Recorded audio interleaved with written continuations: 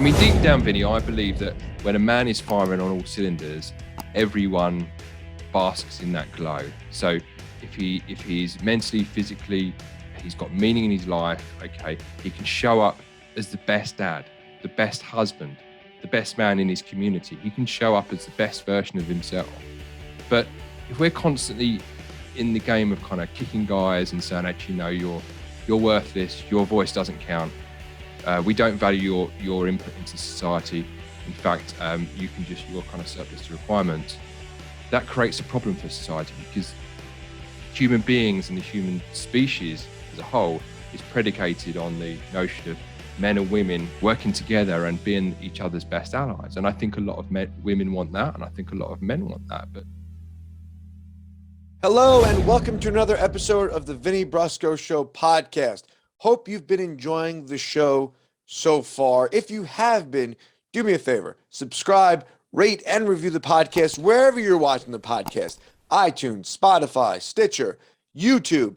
Leave a little comment, all that good algorithm stuff. So do me a solid, subscribe, rate, and review. Thank you very much. This week's podcast, I am joined by Joe Horton. Joe is the host of the Guild of Dads podcast, where he helps dads become more present, kind of get out of their own mucky muck and get past what we have culturally identified as a midlife crisis. Womp, womp, womp.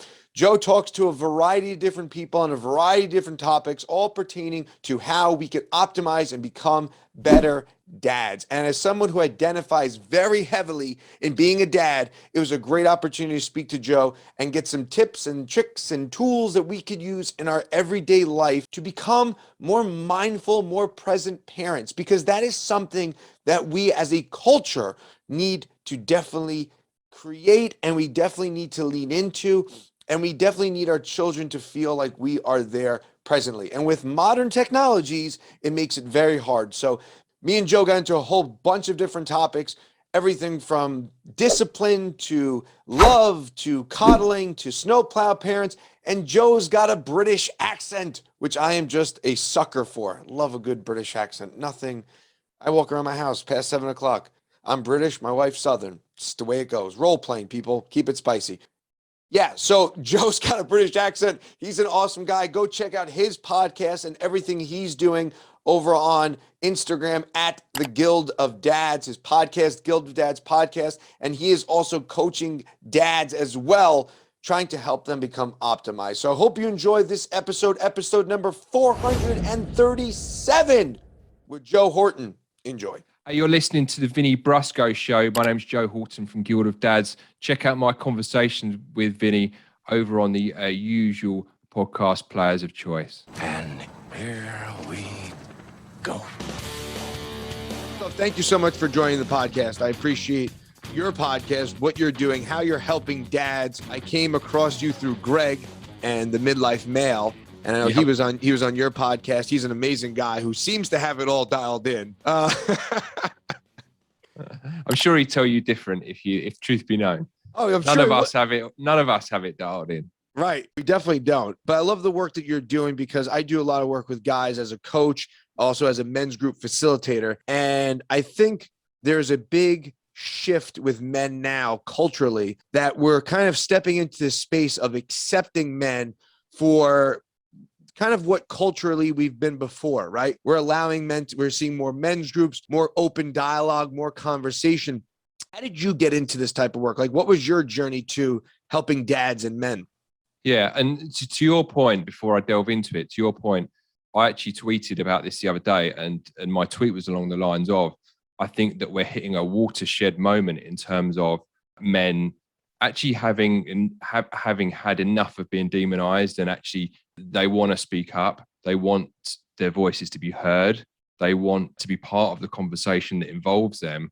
And I think it's a good thing. I think there is a lot of guys who are setting up brotherhoods, memberships, groups, and all this kind of stuff. And I think that can only be a good thing, because it's bringing this conversation right up to the kind of right up to where it should be. So, but in terms of where my journey first started, it goes back to 2015. My dad passed away very suddenly after He had 2 strokes. He had one, and then he had a second fatal stroke. It was unexpected. Admittedly, he was 70, but he was a fit 70-year-old. You know, he's in good shape and stuff.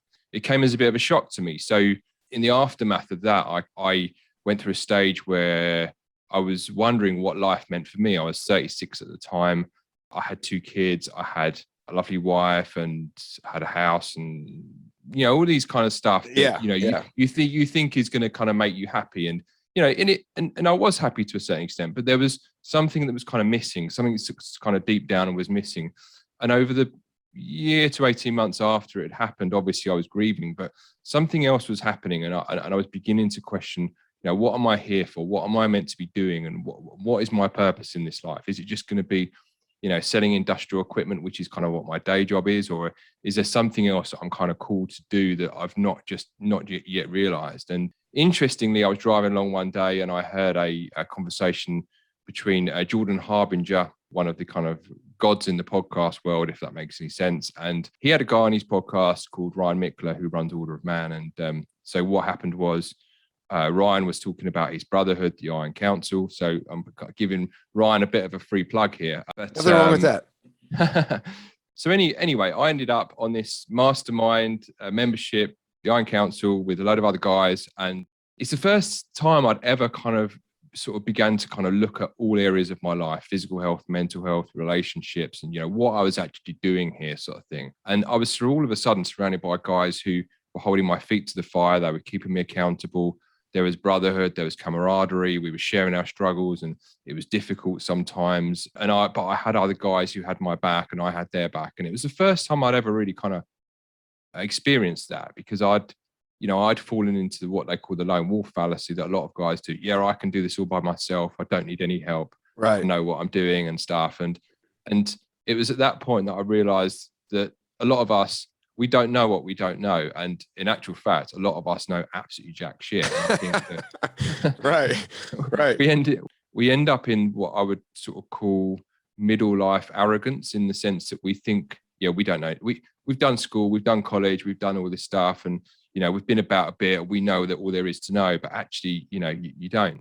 So off the back of that, it forced me to kind of look at what I wanted to do. And possibly like yourself with podcasts, you know, a lot of guys that get into podcasts are listeners first and foremost. And then they think, well, actually kind of, I've got stuff I want to say. I've got stuff I want to talk about. And so that's what I did. And that's how kind of Guild of Dads started. On the podcast, I interview primarily dads who are doing some amazing things, but I also interview experts in a number of different areas of a man's life. So it could be physical health, mental health, relationships, you know, current affairs, masculinity, you know, stuff that I think that guys want to be talking about that maybe the mainstream is not talking about quite so much. And through that, I have some really good conversations, and that's kind of where I really started. One of the big turning points for me, Vinny, was when I was on holiday and I was reading Viktor Frankl's book, Man's Search for Meaning. And what a game changer that is, isn't it? Yeah, exactly. And I finished this book and I was sitting on a balcony in this hotel looking over the Mediterranean Ocean. You know, when you sit at the end of a book and you reflect and you think, what is this? So life feels more meaningful for me now.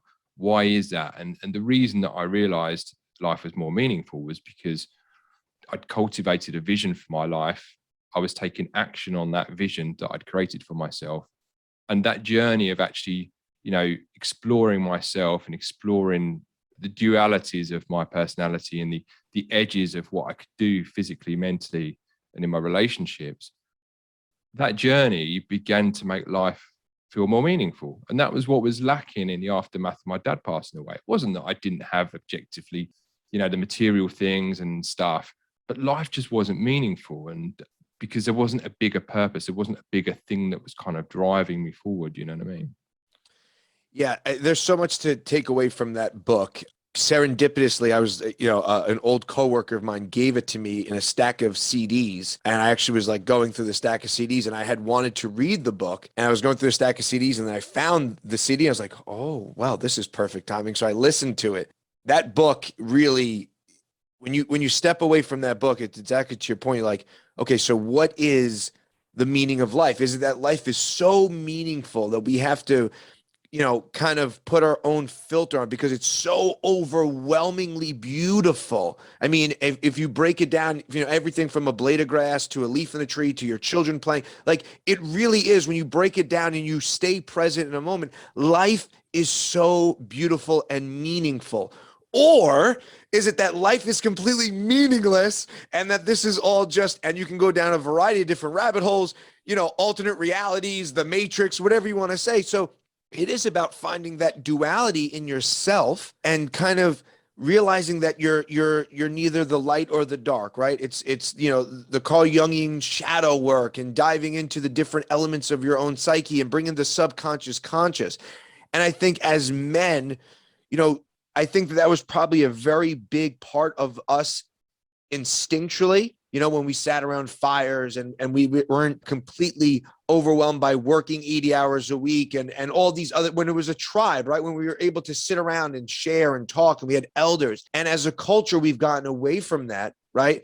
Where women, with all due respect to women, I think are given the most important purpose on earth, right? They're given the purpose of creating life. No disrespect to any women that don't or do, whatever it is, but instinctually they have a purpose. Whereas as men, we don't really have that God-given purpose. So we have to find that purpose within ourselves.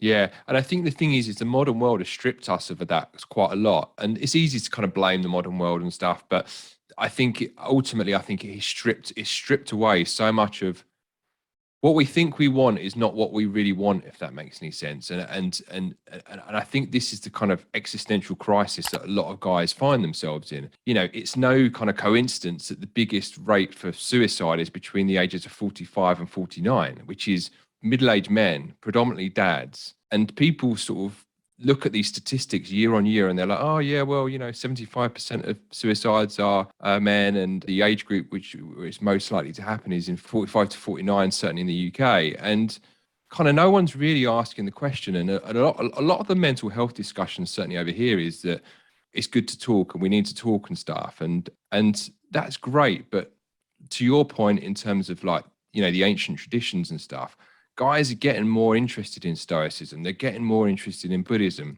They're getting more interested in these ancient traditions and rites of passage and stuff that have kind of been stripped away from the modern man. But we need deep down in our soul to have these things as part and parcel of our existence, because the problem is that if we've not got these things, it makes life difficult. And because of the material world we live in, it's created like a false sense of security, and that life should be easy and life shouldn't be difficult, and there should be no suffering, and that we shouldn't ever feel offended and we shouldn't ever feel uncomfortable, and all these different things to make us feel as if life should be easy. But for life to be meaningful for men, they have to have something which makes them get up in the morning. They have to have something that makes them feel like they're making a difference and they're pursuing something and they're developing and they're growing. Because if you're not doing that, you're standing still. And that is a definition of meaningless. When you're standing still, there's no kind of growth element to what you're doing. And I'm not saying that you have to, go do bungee jumps every day or, be a PhD in this or whatever, but something that is kind of going to move you forward each day and going to make your life feel that has purpose and it's worthwhile. And these are very deep questions that many guys and society, and also society in general, you just want to run away from it, because they're very difficult questions. They're not easy questions for us to have, and not easy conversations either, Vinny. I don't. No, I facilitate a men's group here in Westchester, and the first steps, and when I was first doing it, I literally was pulling into a Starbucks the night that we were doing our first one, and the voice in my head was like, what are you doing? What are you doing? You don't know how to facilitate a men's group.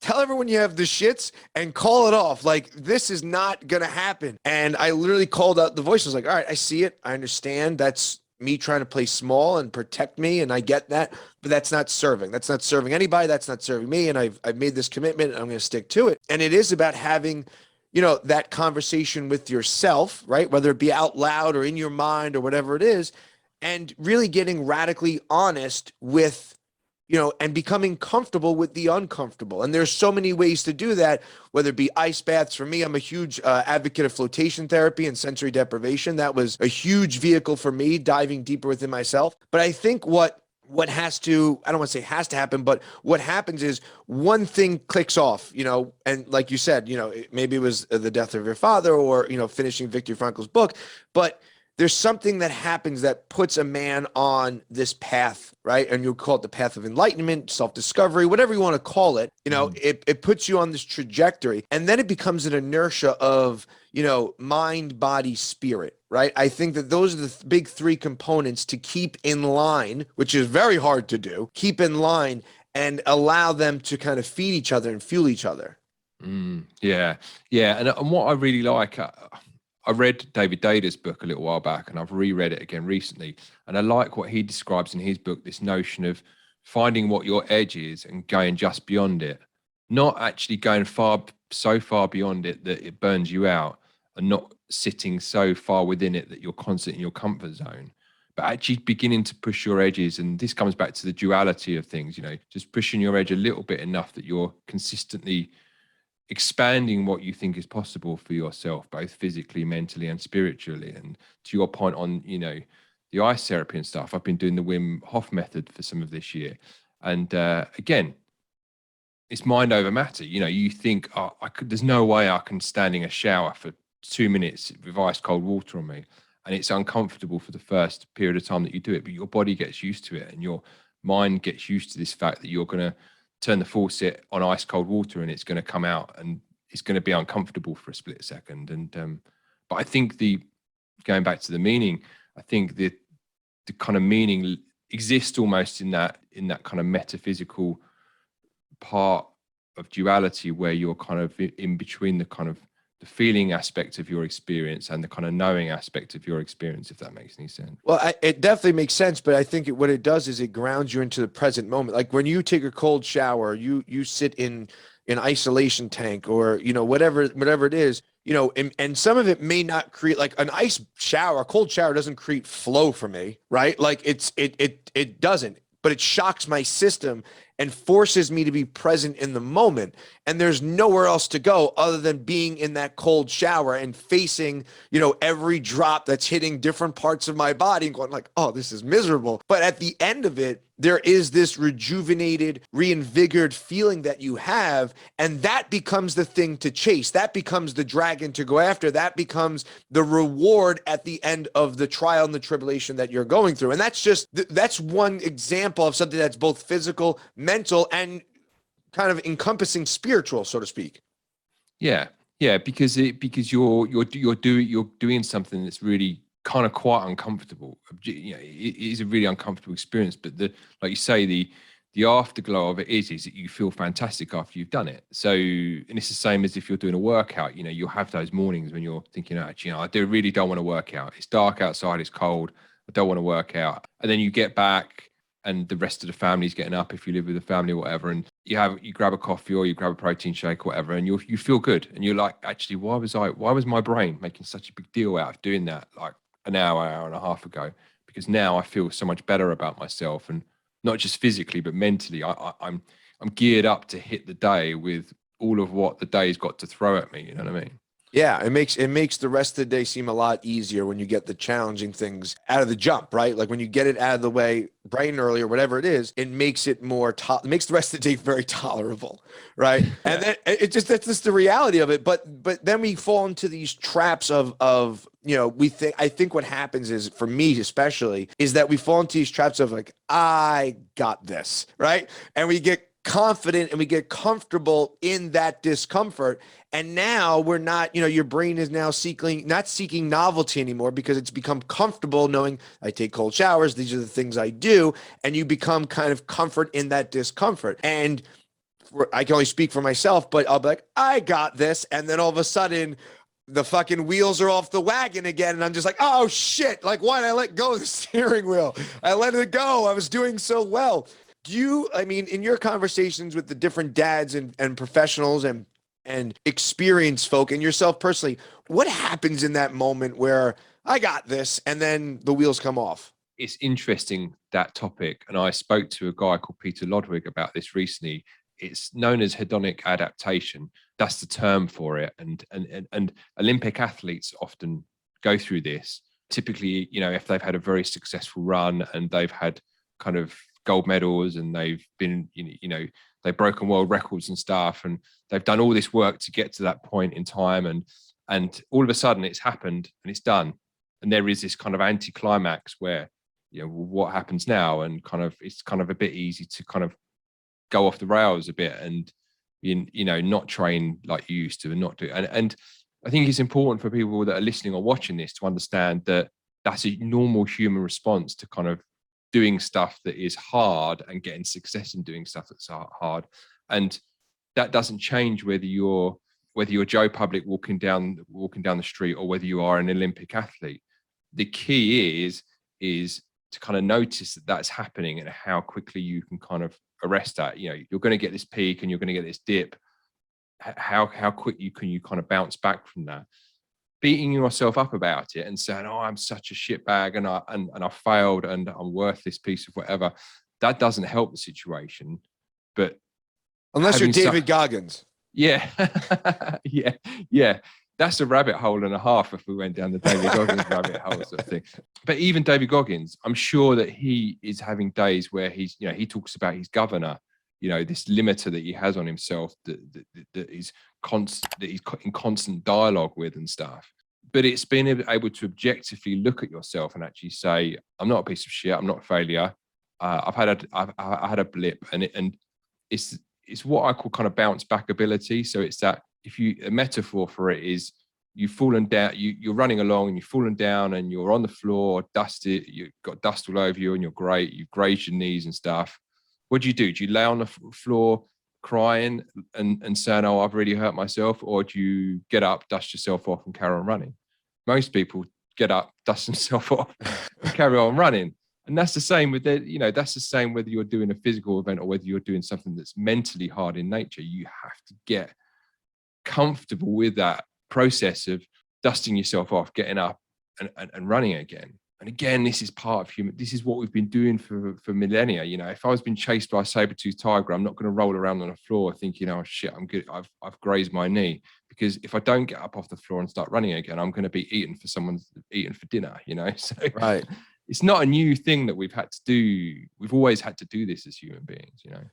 But now we have this world of distraction and comparison, and this world of comfort and convenience that now makes the rebound to that trajectory that much harder, right? It's almost, I always use the example of like the Legend of Zelda, right? Like when you start off, or like whatever video game you want to, use as the analogy, when you start off, you're with, a loincloth and a stick, right? But as you level up and you get your Damascus sword and your armor, the enemies are going to get harder and more difficult. So the falling down is just as important as the trajectory and the journey towards the goal, right?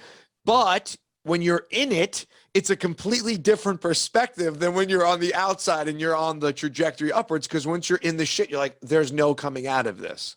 Yeah. And it's also having people around you and stuff. And this is where kind of a support structure helps. Like last week, I had a project that I was working on, and I'd been kind of trying to make it work, and it wasn't working. And I had reached the stage where I had to say, well, actually, this isn't working, and it's my fault that it's not working. I've not done certain things that I probably should have.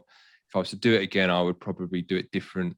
So it's kind of like people talk about minimum viable products and kind of beta testing stuff and that. And this was a kind of example of that. And I thought to myself, this is where kind of ego comes in. I could either blame other people, or I could say, well, this person didn't do this, or it didn't go in this way, or whatever and stuff.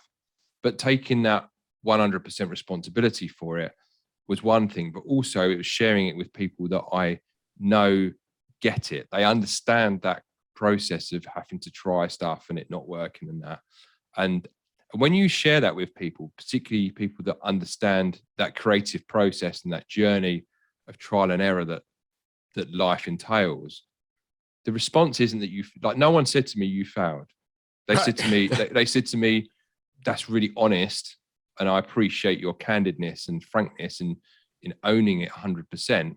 And don't look at this as a failure. This is just something, it's not gone to plan. But you would have got feedback from it. You would have learned from it, which means that next time you do it, if you do it another time, then then you can tweak this stuff and that. And I think there's a lot of power in that, because none of us are perfect. And I don't really like all this self-love and self-compassion stuff, because sometimes I think it can go too far. But I think you have to be mindful of the fact that you are work in progress, and you're in a constant state of kind of refinement, if that makes any sense. So, and part and parcel of that process is getting shit wrong, fucking up, doing stuff not the right way, and an actual retrospect, looking back and say, actually, I could have done that different and whatever and stuff. But it's empowering, but also frightening when you take 100% responsibility. And this is why stuff like Jocko is really popular.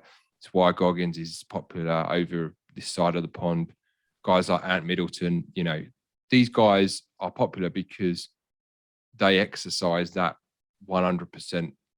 I'm taking responsibility for it. And again, it's an alien concept for a lot of guys, What is it about dads that you wanted to kind of, why specifically dads? Why is your focus kind of on the world of dad life? Because before I actually started Guild of Dads, I'm 42 now, so I'm married. I've got 2 kids. My eldest daughter is autistic, so I've been through that scenario. I lost my mum when I was 18, so I know what it is to go through grief twice. So I'm an orphan now. I know what it is to have marital difficulties and how difficult that is.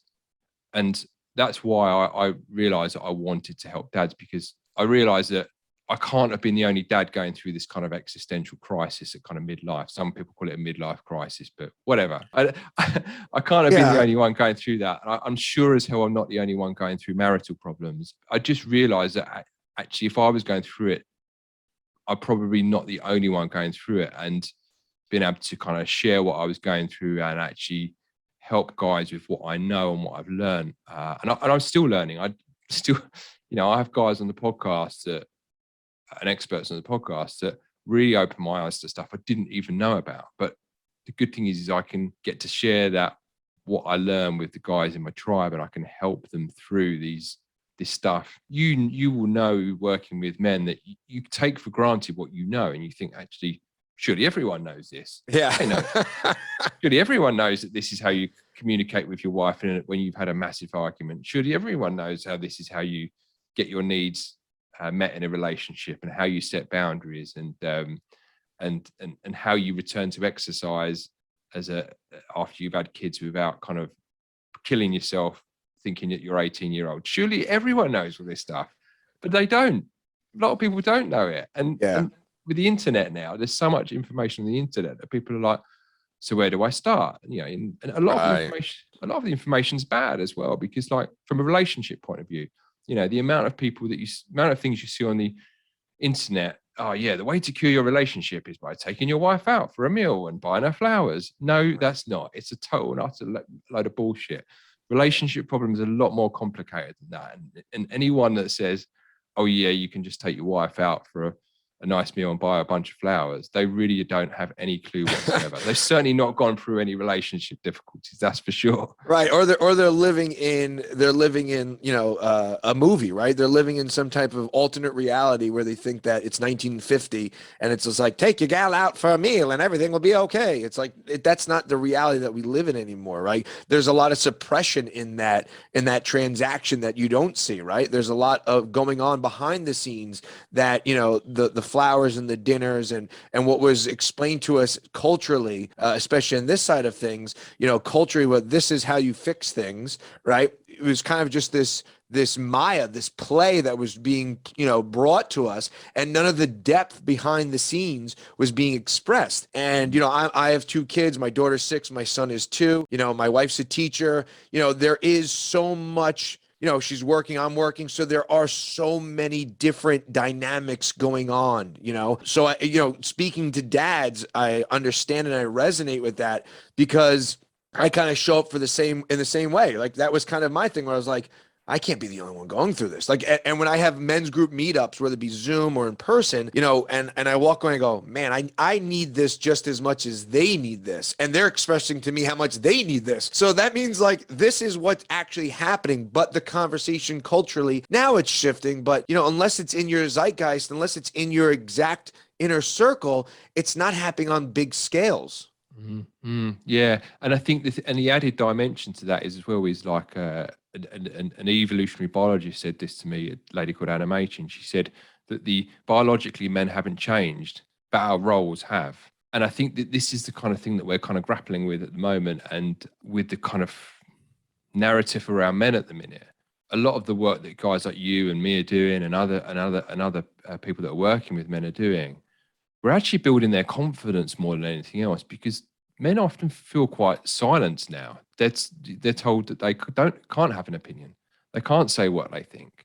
They can't express their needs in a relationship. They can't take leadership of their family, because leadership is seen as a dirty word and it's oppressive and it's not what equality allows and all this kind of stuff and that. But the problem is no one's asking guys what they think about any of this.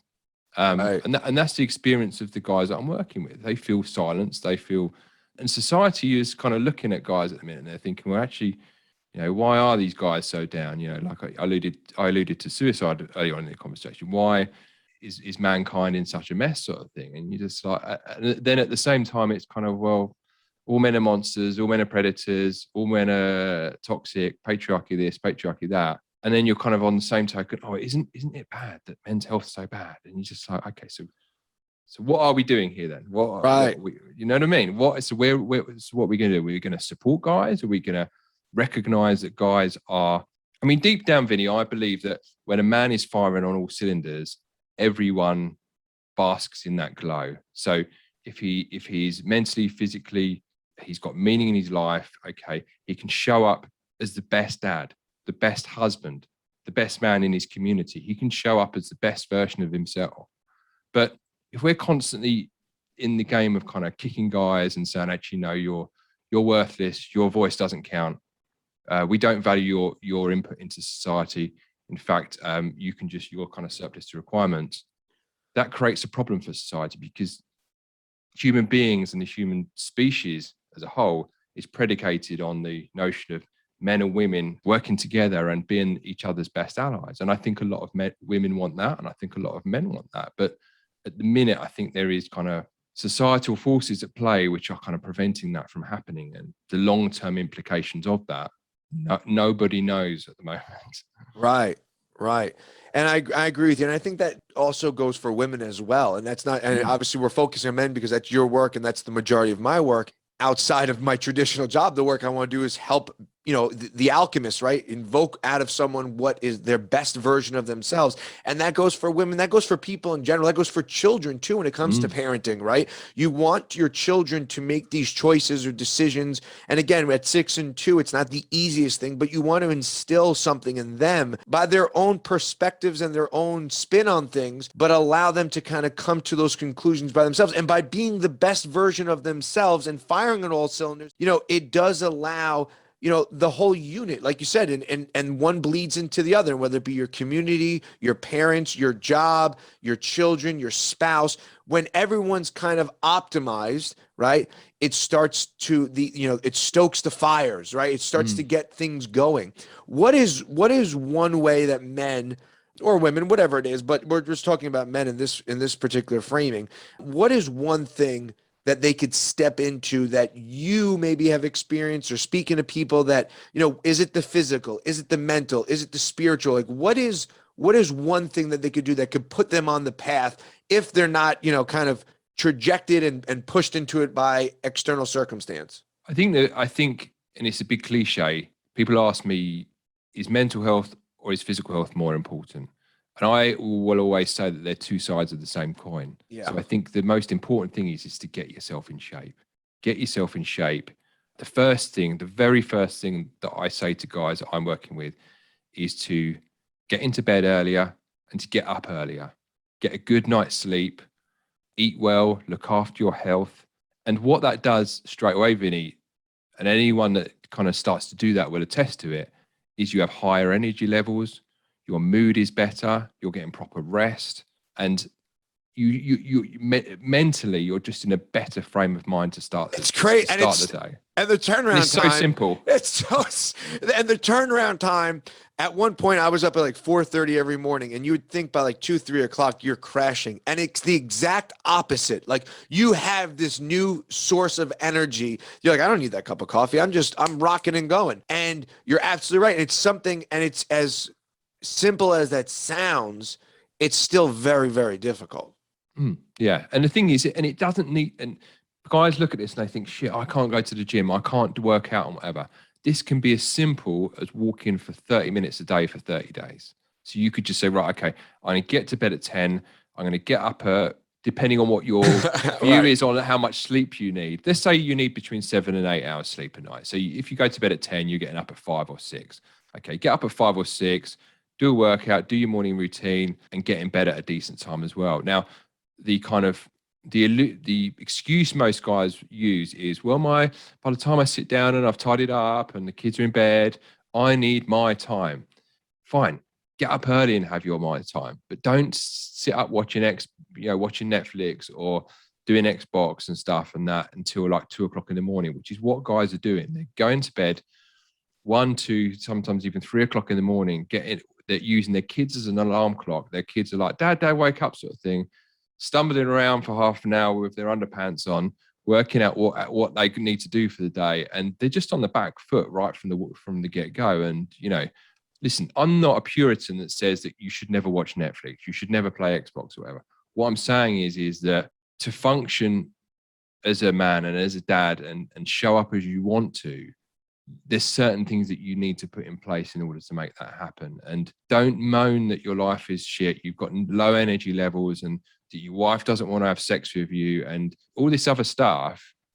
If you're not prioritizing yourself, you have to put your needs first. And people go, whoa, what do you mean put my needs first? Like on a safety video on an airplane, the first thing that they show you is to put your oxygen mask on first, because if you suffocate through lack of oxygen, you're no use to anyone. But a lot of guys have this kind of sort of thing that, no, I can't put myself first. And couples as well, you see it with couples. But when you get your head around the fact that put yourself first, prioritize the things in your life that are important after that, then life begins to change, because you no longer feel that, oh, actually, shit, I'm putting myself last. I've not got any time to meditate or journal or do a workout or go on a date night with my wife or whatever and stuff, because you're making those things a priority as putting yourself first. And people think, well, that's really selfish. How can I do that? And it's just a matter of priorities. It's a matter of priorities. It's a matter of being deliberate in what you're doing and what you say you're going to do. And it's having a plan, and it's being a leader. It's exercising leadership. And for guys that say, well, I'm not too sure about leadership, because that sounds a little bit sort of 1950s and whatever. We all lead. Even if you go out for a meal with your buddies, Vinny, for a meal, and there's say 6 of you or whatever, if you're the first one that pushes the door of the restaurant open and walks in and says, yeah, can I have a table for 6? You're leading your group of guys. And if you sit down and, you're working out, what it's like with men, they're working out what they're going to have on the menu and whatever. And, they're chatting and whatever. And you're like, okay, so what are we going to do? Are we going to all get individual starters? I don't know what you call it over there. Appetizers, I think. Yeah, we can call them starters. But someone has to say, come on, guys, let's get 5 or 6 mixed starters in and we can all just help ourselves. Yeah. You're not oppressing your friends by taking leadership in that scenario. But this is the problem that I think guys in relationship and society are thinking, well, actually, no, I can't lead. I can't be a leader in my family. I can't be a leader in my community. I can't lead people in my place of work because it's oppressive. It's not. It really isn't. And once you get your head around that, then people respond. I get messages from women. I get messages from wives saying, oh, I'm so glad you've said that. I wish my husband had read this before we separated. And thank God you're actually saying what a lot of, so women want this as well. It's not a case of just what men want. They don't want another child. They don't want another child to look after. They want a man that's going to show up and actually be a man, not a little boy that they've got to look after. Because if, in your case, you've got a boy and a girl, I guess. Yeah. Boy and a girl? Yeah, girl and boy, yep. Yeah. So your wife doesn't want another child to deal with. They want Vinny the man to deal with, Right. But it's funny how we culturally have made what a man is. It's changed, right? It's changed Mm. that we've taken away the idea of like being a man, right? And we misconstrue that like men don't cry and stand up and dust off your boots and get on the horse. And we've added all these, these metaphors, and in their essence and their meaning, they're tried and true, right? In the depth of the word, there is meaning to it, right? But we've taken it at a surface level, and we've misconstrued that and thinking that men don't cry. And that's how we're raised as young boys, right? That men don't cry and get up and do this. We're like, my son plays with dolls. I'm fine with it. Like he has a baby and he walks around, gives it a bottle. I'm like, you are a great daddy, right? And for some guys, like your boy played with dolls. Like I don't know why I'm using that voice, but we just use it for the argument.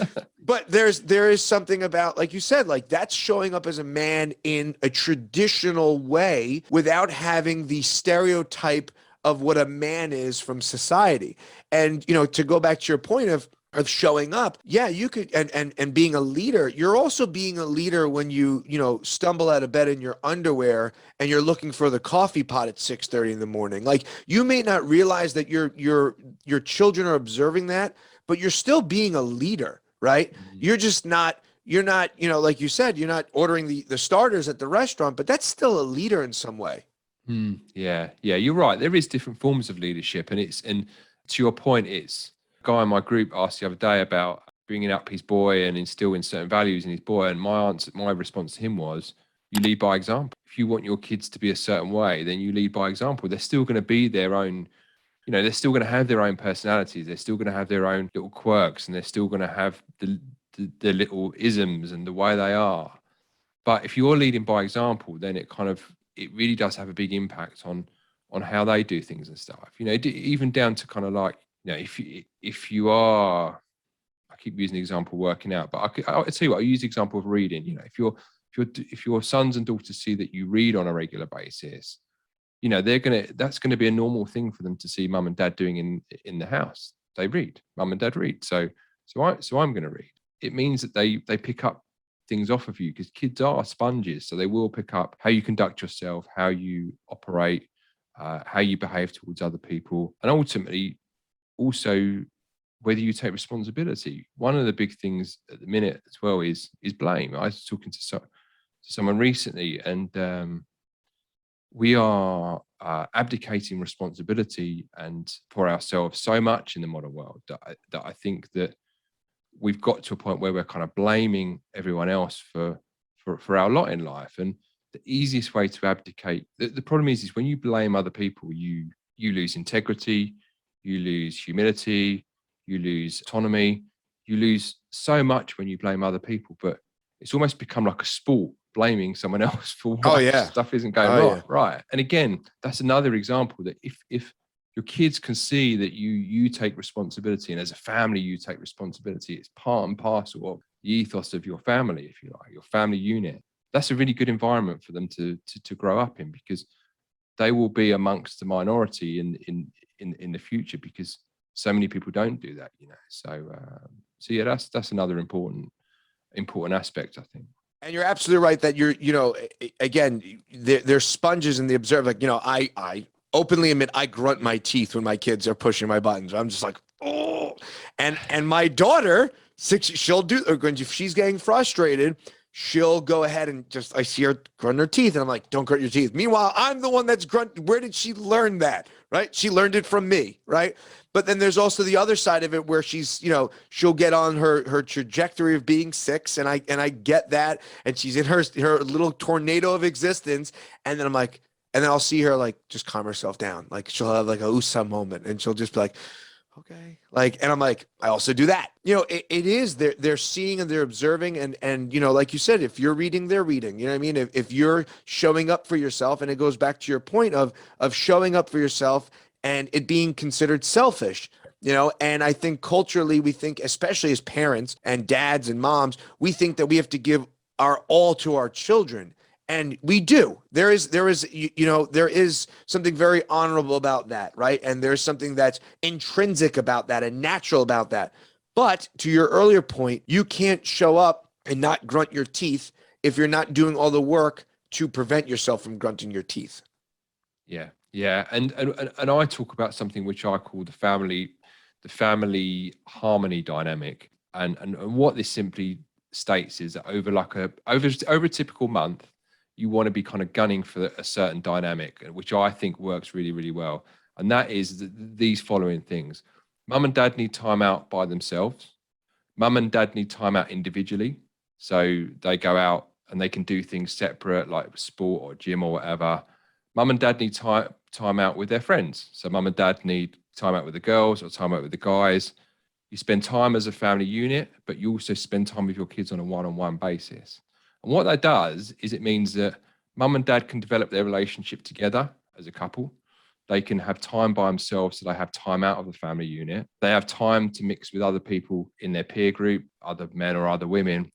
But it also, and this is the important bit, it means that not only are you having time together as a family unit, but you are developing one-on-one relationships with your individual kids.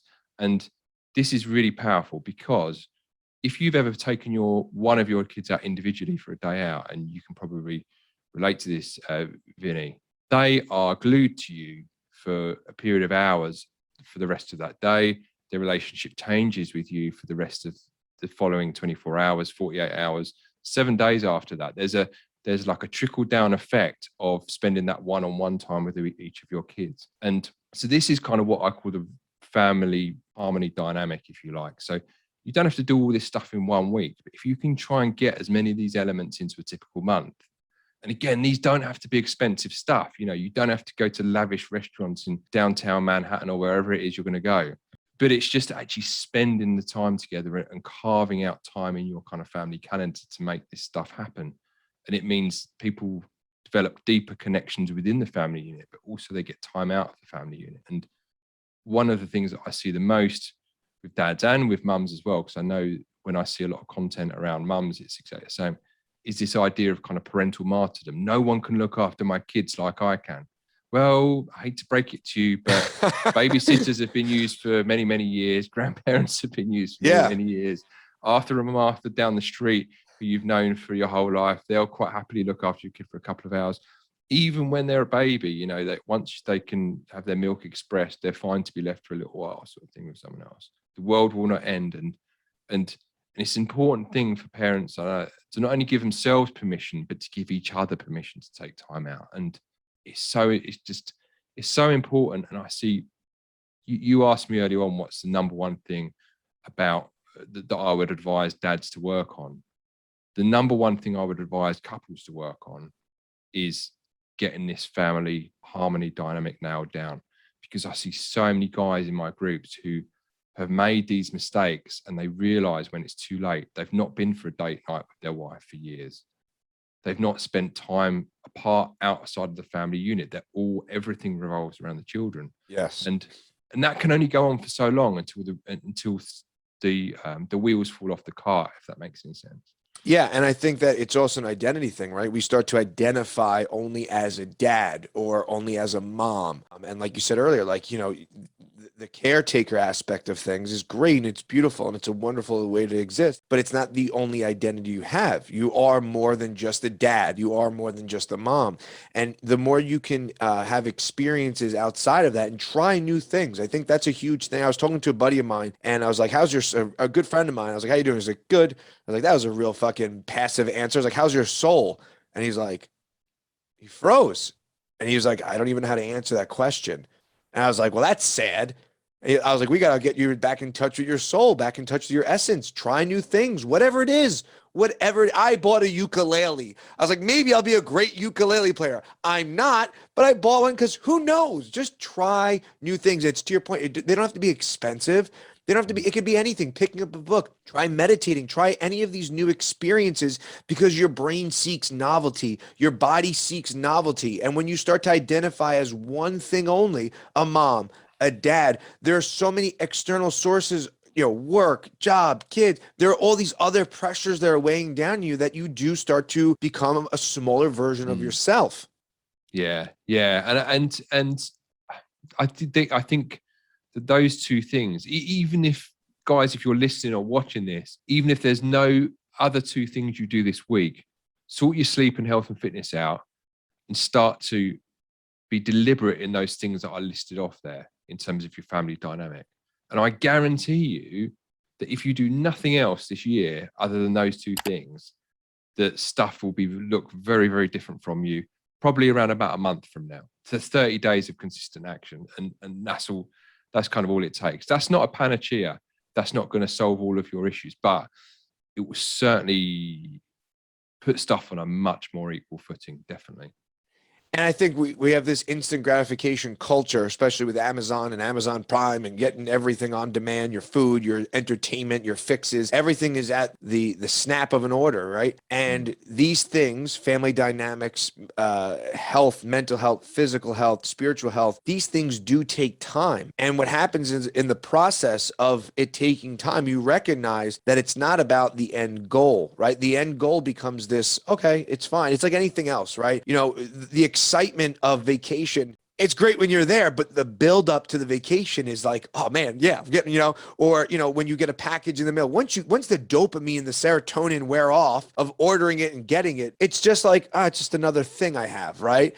And it goes the same thing with any type of pursuit, whether it be mental, physical, or spiritual. You start to recognize that the reward is in the pursuit and not in the actual end result.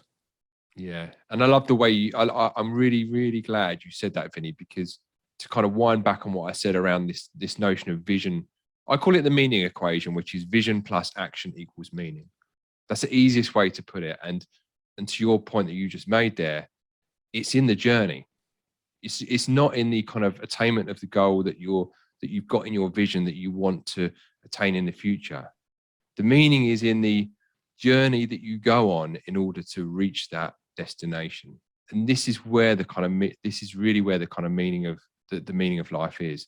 And the beauty of the meaning equation, as I call it, is that it can operate on a macro level. So it can be big picture things that you want to go after in life, but it can be very simple on a micro level, as simple as I want to put up a new shed in my garden. So I need to kind of work out how I'm going to do it and what the base is going to be made of and whether it's going to take me or whether I'm going to need a helper to do it and whether I can do it over a weekend and what tools I'm going to need and stuff. But the meaning is not necessarily looking at that shed that you've erected in your garden. Or in your backyard, as you guys call it. So just to do some translations here. All good.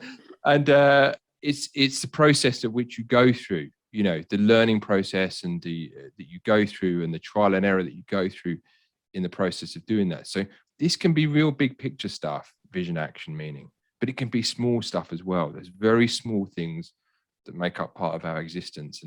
And there's moments when we can grab this in any part of our day. You know, you mentioned to me that you're trying a different setup with your podcast today.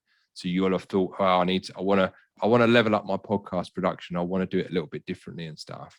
So you've decided that's the vision that you're going to have for this particular part of your podcast. Then you start to work out, what am I going to need? Do I need the cables and what are the sound settings going to be? And how am I going to set up the screen and what's the lighting going to be and stuff?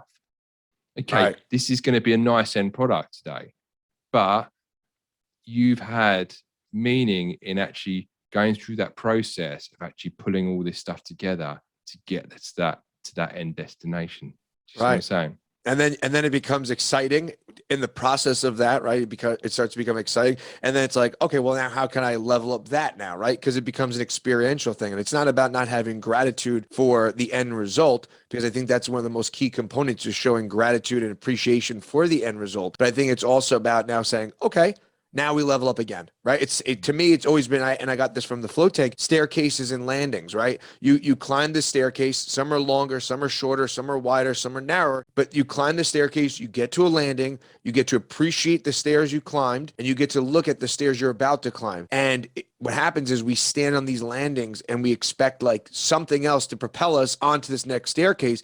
But it has to be us. But we get caught up in the staircase we climbed, or the staircase we want to climb is insurmountable. So we get, you know, paralysis by analysis, right? And we get frozen in a moment of comfort and convenience. We go, I'll just kind of camp out here for a little bit, right? But the idea is that you just keep on climbing the next staircase.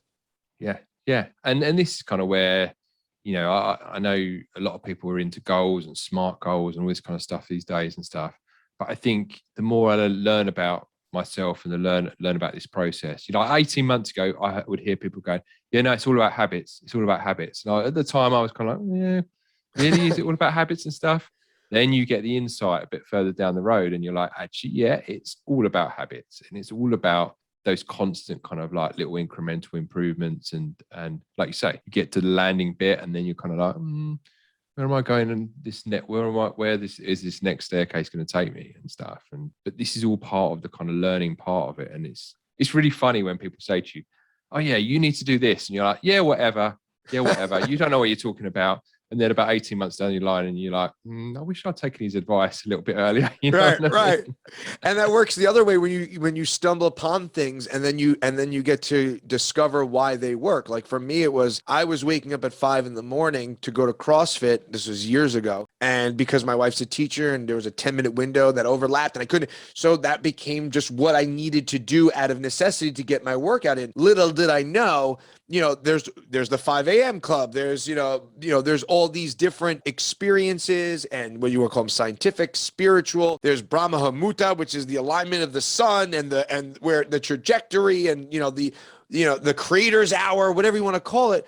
I didn't know any of that shit. I was just like waking up at 5 to go work out. But all these things are kind of going on behind the scenes. And then all of a sudden, as I start to become more aware of it, I'm like, oh, that's why that works so well, because there's all this other stuff going on that I wasn't aware of at the time. Yeah. And the thing is as well, in this day and age, and I'm going to be careful not to name any names, anyone can license it, turn it into some brand, turn it into a label or a challenge of some kind, and slap a name on it and say, yeah, this is what I'm going to call this. I'm going to call it the 50 easy challenge. Right. You can see what I did just there. Yeah, I got it. And then it becomes like a franchise, and then it's been hashtagged out and stuff and that, and conveniently that brings people into the funnel at the beginning of their website and stuff. But that's a whole other kind of rabbit hole. But yeah, you're right. Essentially, a lot of this stuff is kind of timeless things that we know to be true, but are being kind of packaged up and sold to the modern world as what we would call unicorn feed or whatever it's called, right, like kind of like fairy dust, snake oil, snake oil, fairy dust, sort of right. And listen, if that's what puts people onto the path of becoming healthier mentally, physically, spiritually, then so be it. It's the same idea as everyone's a coach now. Everyone, myself included, like I have to include myself in that everybody's a coach now, right? But I don't guide people in the sense of like, all right, we're going to do this and we're going to log on this website and you're going to, fill out this form and we're going to, it's just like, no, that's not. And you have to do what's true to you. I think, at the end of the day, however you discover it, whatever shows up for you, you have to do what's true to you and what resonates and feels authentic to you, because there are snake oil salesmen. There are people who are going to take advantage of your vulnerability and being a guy or whatever it is. And then you just have to go with what feels right to you. And you can only do what feels right to you if you've experienced that before and extrapolating that feeling to guide you into the next thing that's going to help you level up and become optimized. Yeah. And I think the thing is I like your point that you made about doing what's right for you, because again, to kind of stuff like morning routines and stuff, people are looking at what like 7-figure entrepreneurs are doing online and they're like, oh yeah, I've got to follow that exact same morning routine. Well, no, you don't. Right.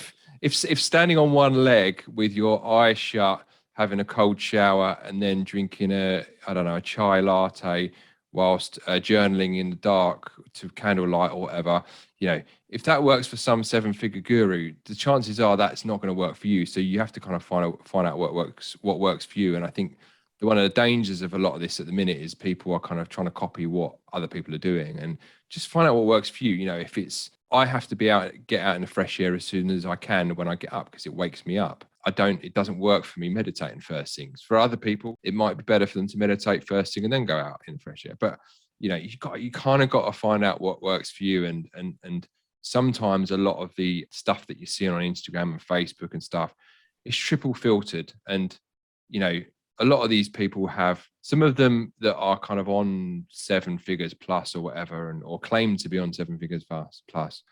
They will have people preparing their meals for them. They will have people doing a lot of stuff for them and whatever. They probably won't have to take the kids on the school run. They probably won't have to when they get in from their walk, clear dog mess off the bottom of their shoe.